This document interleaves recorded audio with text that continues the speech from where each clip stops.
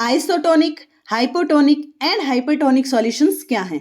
इन सभी में अगर आप कंफ्यूज हैं तो सारे कंफ्यूजन आज इस वीडियो से क्लियर हो जाएंगे। तो hello everyone, welcome back to my YouTube channel.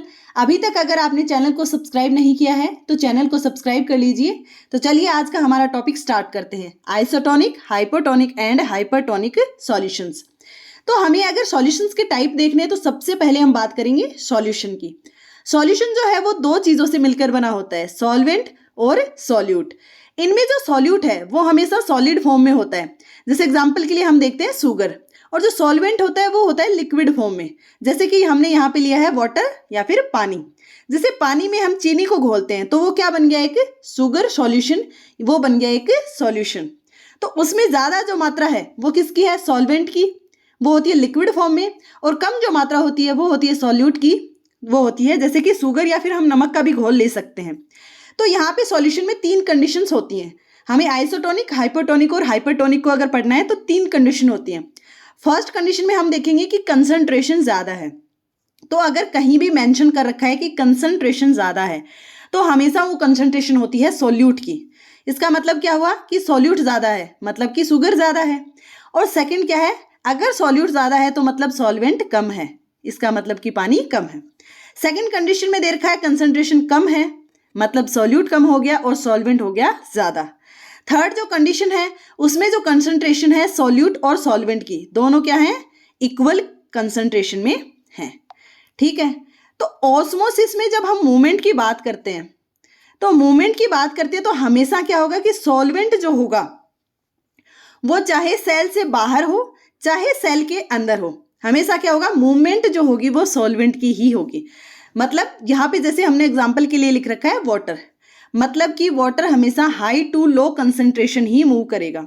तो हम सबसे पहले बात करते हैं जैसे कि हाइपरटोनिक सॉल्यूशन की। हाइपर मतलब जैसे कि कोई इंसान अगर हाइपर हो रहा है मतलब ज्यादा हो रहा है ना, हाइपर मतलब ज्यादा हो रहा है, उसका बीपी ज्यादा हो रहा है जैसे कि। तो हाइपरटोनिक, हाइपर मीन्स होता है ज्यादा। ठीक है, ज्यादा मतलब हो गया कंसंट्रेशन ज्यादा।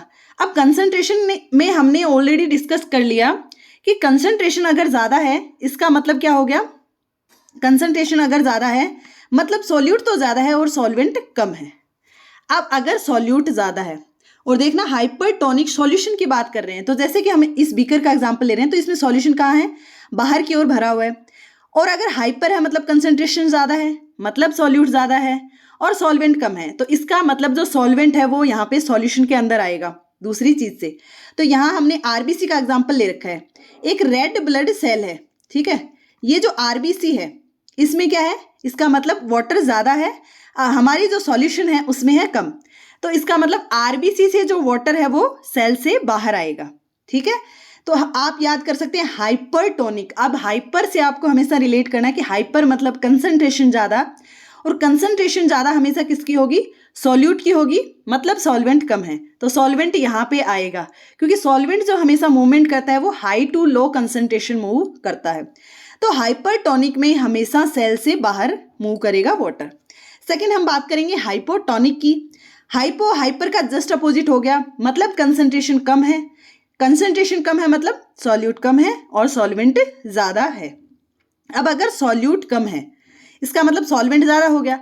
अगर यहाँ पे सॉल्वेंट ज्यादा है तो इस सॉल्यूशन से सॉल्वेंट जो है वो बाहर जाएगा।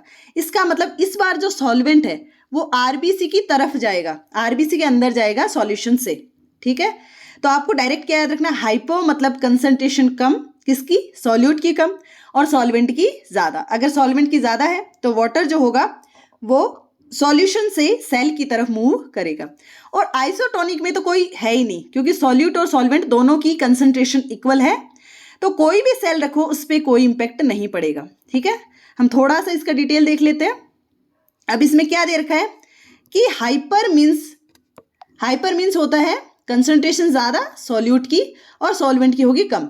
मतलब वाटर जो है वो सेल से बाहर, मतलब सेल में वाटर ज्यादा है और सॉल्यूट है कम, तो सेल क्या करेगी, यहाँ पे सेल सिकुड़ जाएगी, सेल से बाहर आएगा ना पानी, सॉल्यूशन के अंदर आएगा।